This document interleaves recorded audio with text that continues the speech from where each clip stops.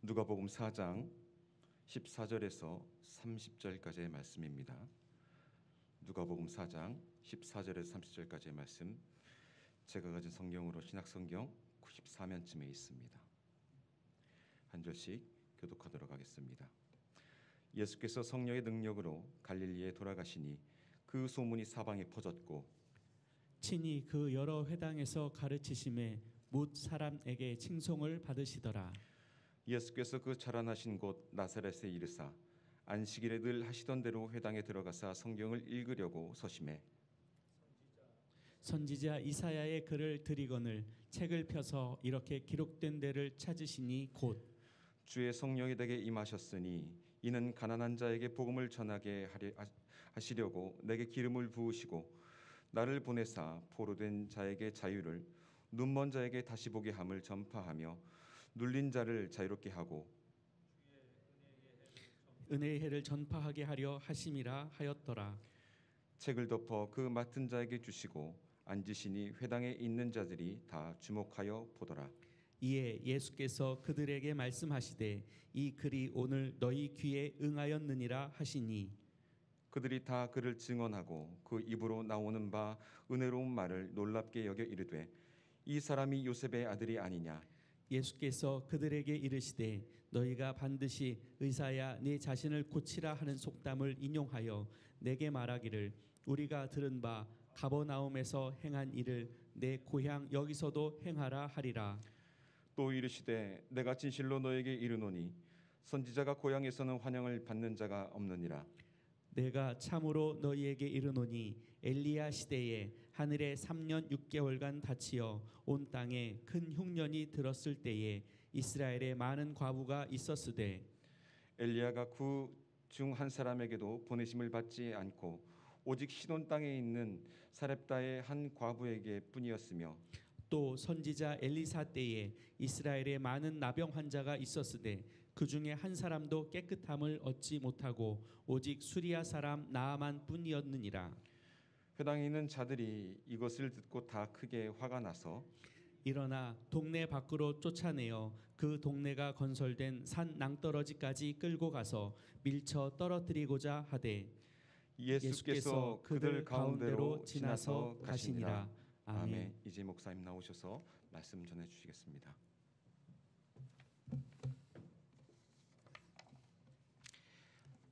(2021년) 새해가 밝았습니다. 우리 지난 송구영신 때 새해 인사도 했지만 첫째 주일 또다시 인사를 하겠습니다. 서로 가족끼리 인사하십시다. 반갑습니다. 사랑합니다. 사랑합니다. 새해 복 많이 받으세요. 네. 또 인사하겠습니다. 2021년 하나님 복 많이 받으시기 바랍니다. 네. 감사합니다. 줌으로 들어오신 분 손으로 인사를 하네요. 다 반갑습니다. 2021년 첫째 주일 무슨 말씀을 전하여야 할까 고민을 하다가 오늘 본문을 택했습니다. 본문의 말씀, 물론 우리가 매일 읽고 있는 매일 성경에 나오는 본문입니다. 다음 주일, 이번 주가 아니고 다음 주일에 주일 성경 본문이 아마 이 본문일 것입니다. 미리 본문을 택해서 말씀을 드리는데 그것만이 이유가 아닙니다.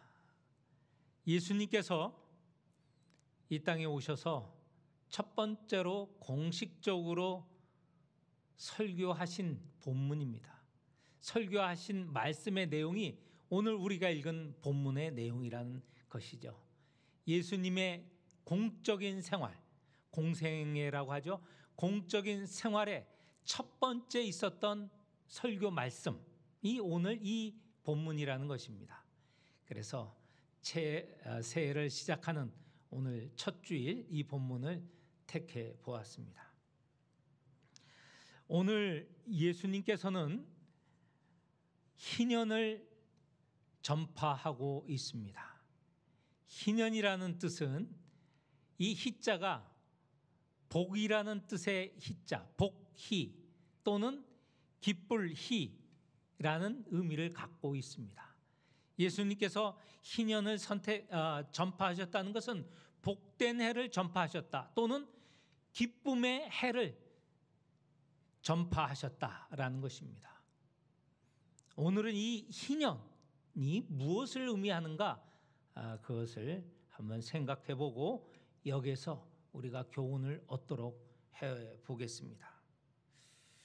예수님께서 이 설교 말씀 전에 보니 사단에게 시험을 받는 이야기가 나옵니다. 4장 앞부분입니다. 시험을 받으신 후에 이제 그 시험을 모두 이기시고 갈릴리로 오셔서 여러 말씀을 전파하셨습니다. 사람들이 놀라운 말씀으로 환영을 하였던 것을 볼 수 있습니다. 그렇게 갈릴리에서 말씀을 전하시다가 이제 당신의 고향 나사렛으로 오셨습니다. 16절에 보면 예수께서 그 자라나신 곳 나사렛에 이르사라는 말씀이죠. 이 고향에 오셔서 늘 하셨던 대로 안식일에 회당으로 들어가셔서 성경을 읽게 되셨습니다. 우리 주님께서는 늘 안식일에 회당에 가서 하나님의 말씀을 들으셨던 것이죠. 그런데 오늘 이 위치에서 이 자리에서는 말씀을 읽으시는 것보다는 그 성경 말씀을 직접 읽으시고 그 말씀의 의미가 무엇인지 말하자면 설교하는 그런 시간이 되었습니다. 안식일에 가면 사람들이 이 성경 말씀을 듣고 그 의미를 듣는데 오늘은 예수님 차례가 되어서 예수님이 성경 말씀을 읽고 그 말씀의 의미를 전파하게 되었다는 것입니다. 자, 이 회당에서 예수님께서 성경이 놓인 자리에 나오셨습니다. 그런데 그날 주어진 성경은 어떤 성경이냐? 이사야가 기록된 성경입니다. 이사야 선지자의 말씀이 기록된 성경이죠. 우리는 오늘 전 성경 신구약 66권을 다 책 한 권으로 갖고 다니지만 그때는 이런 인쇄된 책이 없었고 보통 회당에서는 양피지에 직접 사람이 쓴 글이 기록된 성경을 갖고 있습니다. 그러니까 성경을 한 권으로 갖고 있거나 그것을 펼쳐볼 수 없습니다. 성경 가운데 부분 가져다가 펴서 읽게 되는데 그날따라 이사야 이 말씀이 기록된 이 양피지가 놓여져 있는 것이죠. 자, 이사야만 기록된 것만 보더라도 얼마나 깁니까? 긴 것인데 예수님께서 그 가운데 특별히 찾아 읽으셨습니다. 이사야 1장 1절부터 시작해서 읽은 것이 아니고 예수님께서 읽고 싶으신 곳, 당신이 선택한 본문, 그 본문을 찾았다는 것입니다. 17절에 보면 선지자 이사야의 글을 드리거늘 책을 펴서 이렇게 기록된 데를 찾으셨다. 굳이 찾으신 것입니다. 예수님께서 공생의 첫 번째 설교 말씀하실 본문을 찾으셨다는 것입니다.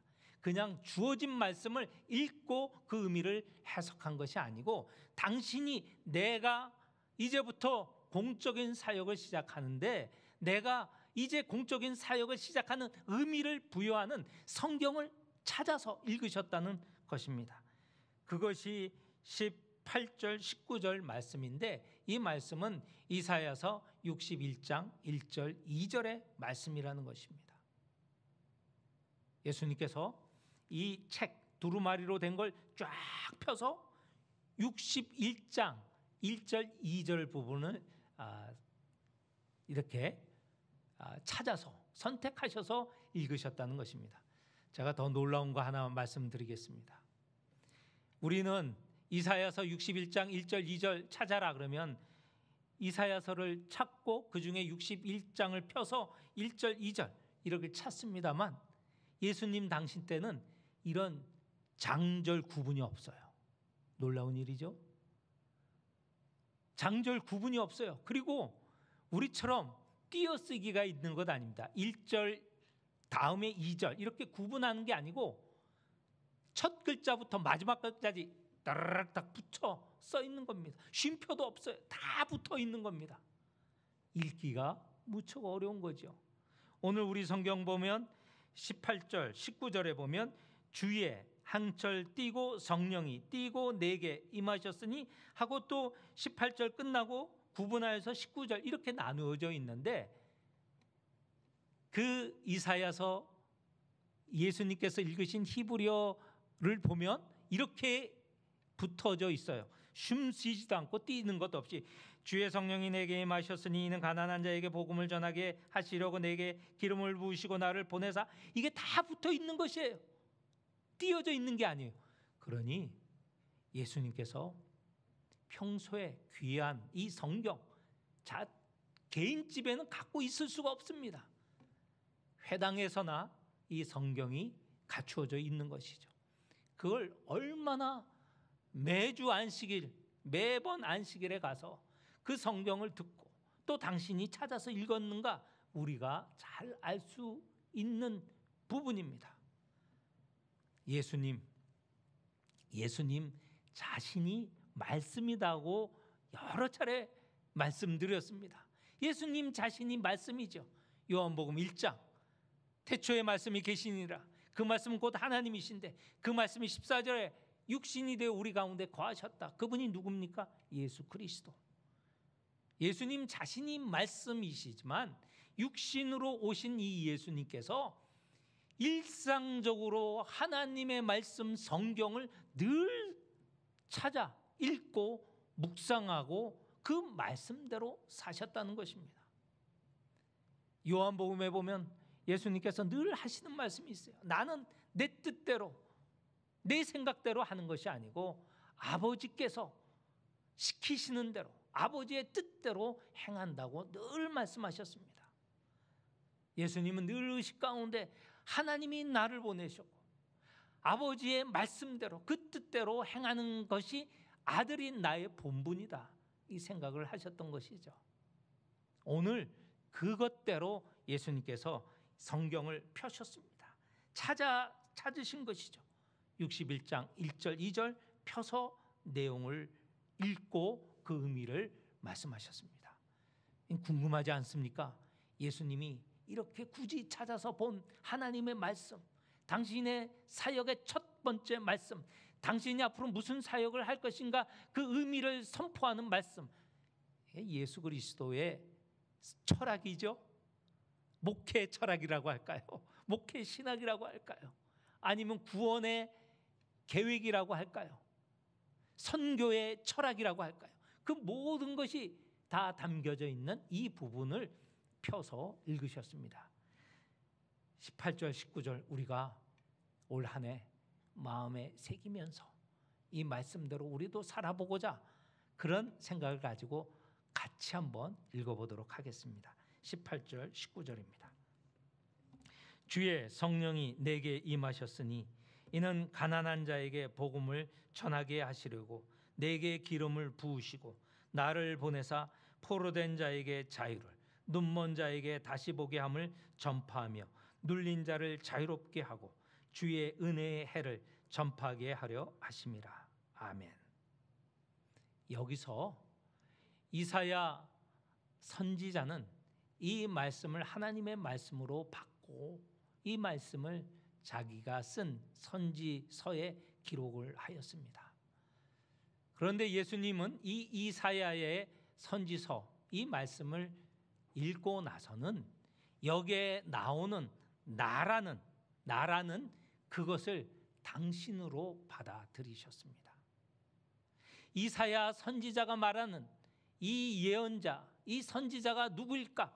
바로 당신이라고 생각을 하였습니다. 이렇게 읽을 수 있습니다. 주의 성령이 예수인 내게 임하셨으니 이는 가난한 자에게 복음을 전하게 하시려고 예수인 내게 기름을 부으시고 예수인 나를 보내사 포로된 자에게 자유를, 눈먼 자에게 다시 보게 함을 전파하며 눌린 자를 자유롭게 하고 주의 은혜의 해를 전파하게 하려 하심이라. 이 말씀을 자신의 말씀으로 받아들이셨다는 것입니다. 이렇게 볼 때 주의 성령, 하나님의 영이 누구에게 임하셨어요? 예수님에게 임하셨고, 또 예수님에게 기름을 부으셨고, 또 예수님을 파송하셔서 어떻게 하셨습니까? 가난한 자에게 복음을 전하게 하시고, 또 주의 은혜의 해를 전파하게 하셨다라는 것입니다. 여기서 예수님께서 성령이 내게 임하시고, 성령이 내게 기름을 부으시고, 성령이 나를 보내셨다. 이게 누구를 말합니까? 이건 그리스도를 말합니다. 메시아를 말하죠. 메시아는 어떤 사람입니까? 기름 부음을 받은 자 아닙니까? 당시에 기름 부음 받은 자는 누구입니까? 왕이나 선지자나 제사장인데 특별히 왕을 말하고 있습니다. 여기서 예수님은 당신이 나는 그리스도 왕이다 라는 것을 말씀하고 있어요. 성령이 내게 기름을 부으신 나는 바로 이 땅에 온 왕이다 라는 것을 당신이 분명하게 의식하고 있는 것입니다. 그리스도로 이 땅에 오신 예수, 그분은 무엇을 하러 이 땅에 오셨는가? 바로 가난한 자에게 복음을 전하게 하시려고 한다는 것입니다. 그리고 주의 은혜의 해를 전파하게 하려 하셨다라는 것입니다. 주의 은혜의 해, 이 은혜의 해가 희년입니다. 희년. 오늘 설교 제목에 주의 은혜의 해라고 했는데 희년을 바로 전파하러 오셨다는 것입니다. 이 희년이 어떤 해인지 우리가 알아야 하겠습니다. 희년. 아까 말씀드린 복된 해 또는 기쁨의 해라고 하는데 어떤 상황이기에 그 해가 되면 복되고 기쁜가 우리가 잘 알아야 하죠. 레위기 25장에는 이 희년에 대해서 잘 말하고 있습니다.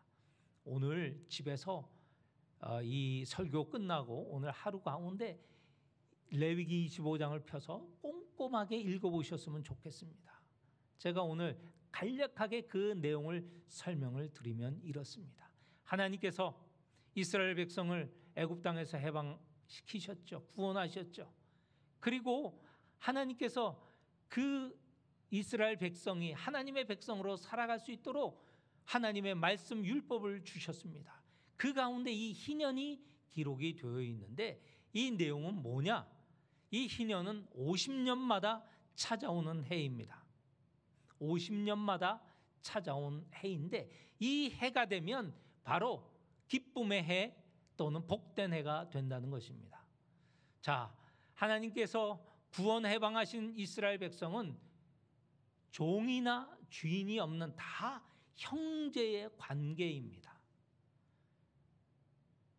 그런데 이 세상 살다 보면 어떤 사람은 잘 살고 어떤 사람은 못 살게 되는 경우가 있어요.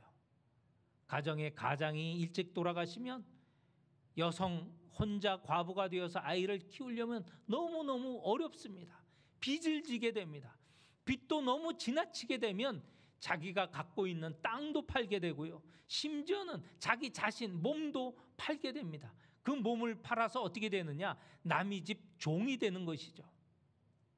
그래, 처음에는 바로 하나님께서 구원하신 모든 사람이 다 형제 자매로 살아가는데 시대가 흐르면서 어떤 사람은 자기 땅 없이 살아가는 너무 어려운 삶, 그보다 더 어려운 사람은 자기의 몸이 남의 집의 종으로 가서 살 수밖에 없는 그런 상황도 있습니다. 그러면 어떻게 됩니까? 부유한 자, 넉넉한 자, 또 힘센 자, 그런 사람이 있고 그에 반하여서 아무런 힘 쓸 수 없고 정말 짓눌려 사는 사람도 나타나는 그런 모습이 되었죠. 이런 상황에 하나님께서 그렇게 내가 그런 모습, 그런 사회를 인정하려고 너희를 구원한 것, 해방한 것 아니다라는 것입니다. 50년마다 그 모든 것을 원위치 시키시는 것입니다. 빚을 져서 땅을 판 사람 50년이 되면 그 땅을 돌려받고요. 자기 몸을 남의 집에서 종살이 하던 사람은 다시 자유민이 되어 있는 그런 해가 바로 이 희년의 해라는 것입니다. 얼마나 놀라운 일입니까? 이것은 하나님께서 이 모든 땅, 이 재산이죠. 이 모든 땅의 주인은 나다라고 말씀하신 것입니다. 그리고 너희들이 이 땅에서 살고 있는 것, 너희들은 내 소작입니다. 내 땅을 부쳐먹고 사는 것이지 너희들이 그 땅의 주인은 아니다라고 하는 말씀이죠. 그렇기 때문에 남에게 받은 땅 50년이면 돌려주고, 또 빚 때문에 어쩔 수 없이 자기 땅을 빼앗긴 사람 50년 만에 다시 돌려받는 그런 복된의 기쁨의 해가 된다는 것입니다. 그리고 하나님께서 이스라엘을 구원 해방하여서 모든 사람을 다 형제로 서로 그렇게 살아가게 하지 않았습니까? 그런데 종이 되고 주인이 되는 그런 관계를 원래의 위치대로 다 너희들은 형제이다, 그런 위치로 돌려보내시는 그런 사건이 희년입니다. 그 희년이 그러면 이스라엘 역사에서 정말 일어났느냐, 매 50년마다 일어났느냐? 일어나지는 않았습니다. 희년이 얼마나 일어났느냐 역사가들이 궁금해서 찾아봤죠. 그런데 일어나지 않았다고 하는 분도 많고요. 한두 번은 일어나지 않았겠는가, 그렇게 생각하는 분도 있습니다. 다시 말해서 희년은 이스라엘 역사에서 실질적으로 일어나지는 않았지만 이스라엘 백성이라면, 하나님의 백성이라면 늘 소망하는 이상적인, 이렇게 우리가 서로 살아야 되겠다 하는 것을 생각하고 있는 것이 바로 희년입니다. 오늘 예수님께서 다른 본문이 아니라 이 희년을 특별히 선택하신 이유가 있죠. 예수께서 부르시는 모든 이들은 바로 형제 자매로 살아가는 것이고, 주인과 종으로의 관계가 아니고 모든 사람은 다 평등하게 동등하게 형제 자매로 살아가야 되는 것이고, 또 우리 사이에 너무 지나치게 많은 것을 소유하여서 그거에 반하여 전혀 갖지 못하는 사람들 사이에 일어난 이 갈등을 예수님께서는 좋아하시지 않으셨다는 것이죠. 그것이 해소되기를 원하셨습니다.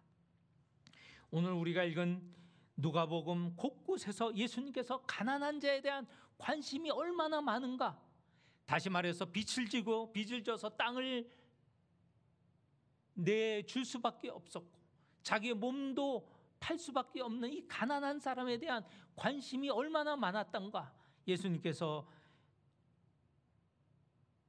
이 말씀을 기록한 누가복음 가운데 여러 군데 찾아볼 수 있는데 이런 말씀이 있습니다. 예수께서 6장 20절입니다.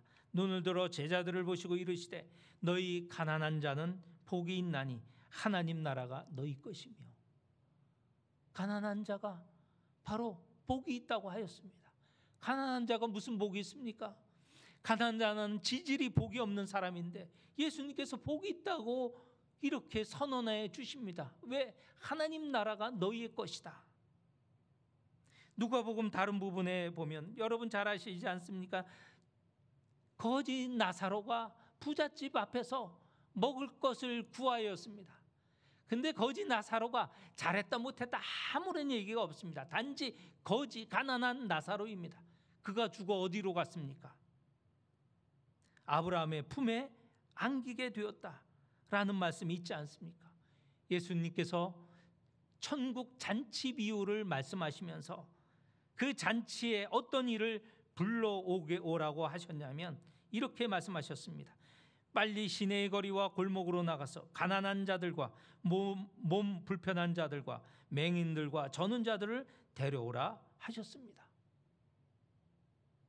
누가복음에만 이런 말씀이 기록되어 있습니까? 마태복음, 마가복음에도 여기저기에서 가난한 자에 대한 예수님의 관심, 사랑, 그들을 정말 이렇게 말씀드리기가 참 쉽지는 않지만 편애한다는 그런 내용을 우리는 곳곳에서 볼 수 있습니다. 한 부자 청년이 찾아왔습니다. 어떻게 하여야 내가 하나님 나라에 갈 수 있습니까? 예수께서 이 말씀을 주셨죠. 내가 온전하고자 할진대 가서 내 소유를 팔아 가난한 자들에게 주라. 그리하면 하늘에서 보화가 내게 있으리라. 그리고 와서 나를 따르라. 내 재산을 가진 것을 가난한 자에게 주었을 때 하늘의 보화가 쌓여 있다고 말씀한 것입니다. 이런 상태가 희년입니다. 너무 가난하여서 사람 취급을 받지 못하는 그런 사회, 그런 곳이 없어야 되고, 너무 많이 가졌다는 것 때문에 자기가 힘을 발휘하고 또 사람들을 짓누르는 거, 이런 것이 아닌 이런 사회가, 이런 세상이 희년이 선포되는 사회고 희년이 누려지는 사회라는 것입니다. 이럴 때 가난한 자에게는 그것이 진정한 복음이 된다는 것이죠. 그러면 예수님 이후에 이렇게 희년을 정말 실천한 사람들이 있느냐? 사실 소수입니다.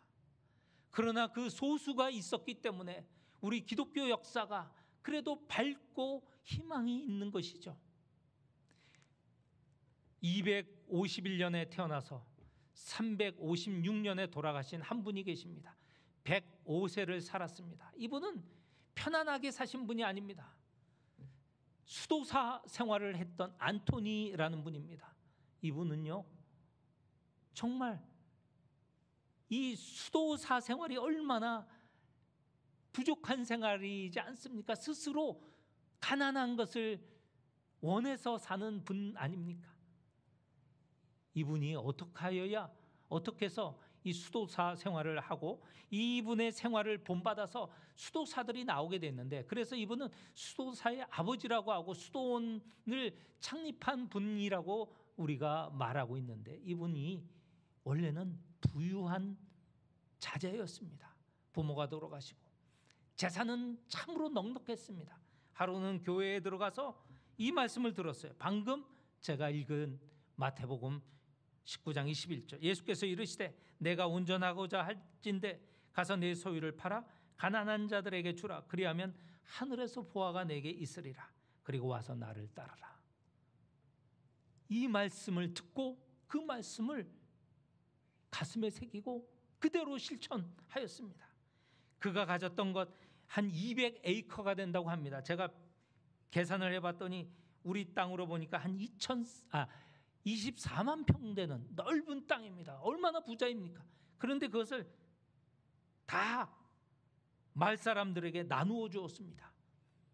부동산만 있었겠습니까? 동산도 있죠. 동산, 돈도 있었지 않겠습니까? 그걸 모두 다 가난한 자에게 나누어 주고 자기는 어린 동생에게만 일부 재산을 넘겨주고는 바로 들어가서 수도 생활을 했습니다. 이런 분, 근데 이런 분과 같은 분이 최근 우리나라에도 있었습니다. 동광원을 세운 이연필 선생이라고 있는데 그분의 스승 이세종이라는 분이 있습니다. 이분도 바로 말씀을 듣고 변화가 된 분입니다. 세리장 부자 삭개오 이야기를 듣고 나서 그가 바로 실천에 옮겼습니다.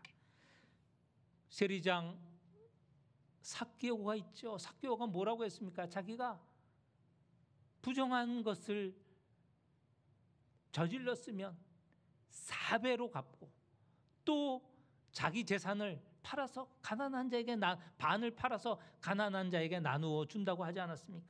그 이야기를 듣자마자 그가 생각이 났습니다. 흉년 때 어느 농부가 가난하여서 자기의 가진 땅을 싼 값에 팔 수밖에 없었죠. 그것을 이세종이 샀습니다. 그 생각을 해보니 자기가 삭개오와 같은 사람이었다는 걸 알게 되어서 그 땅을 다 팔아서 교회에 헌납하고 가난한 사람에게 나누어 줬습니다.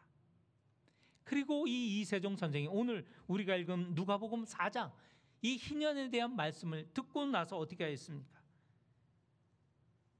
자기에게 빚진 동네 사람들 빚 문서를 다 모아다가 다 불살라 버렸습니다. 빚을 탕감해 주었습니다.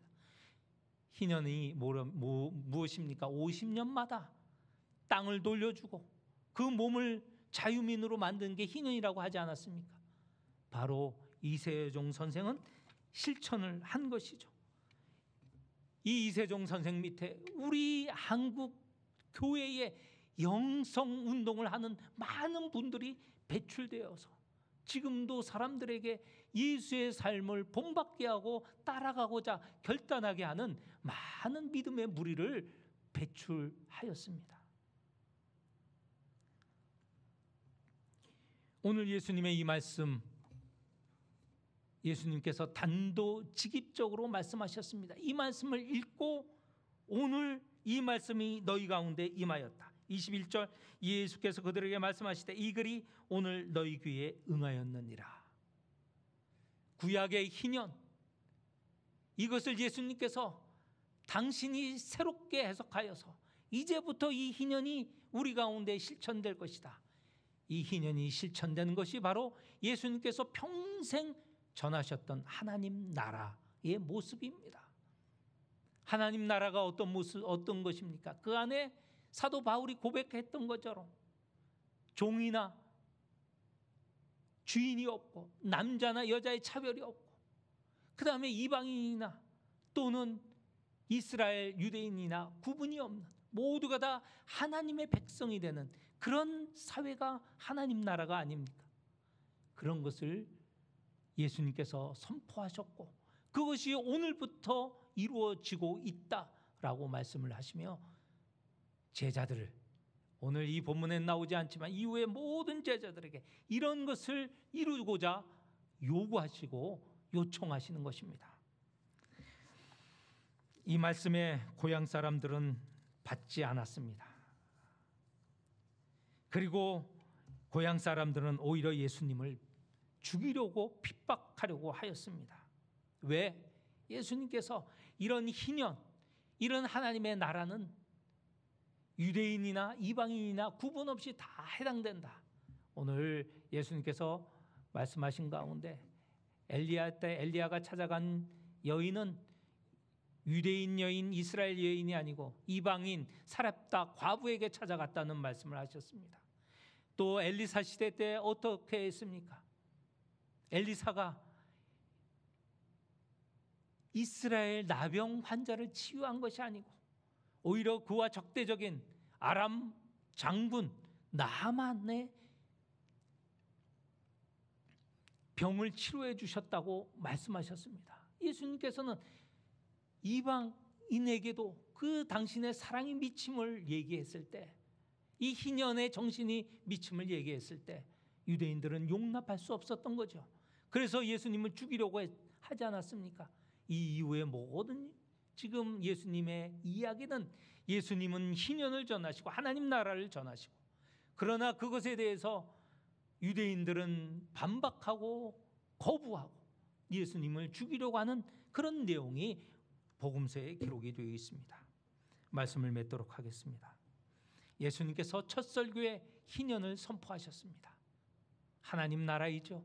거기는 가난한 자나 부유한 자나 구분이 없는 모두가 함께 살아가는 그런 세상입니다. 너무 큰 주제입니까? 너무 나에게 먼 주제라고 생각합니까? 오늘 이 첫 주일 이 말씀을 통하여서 우리가 실천하여야 되겠습니다.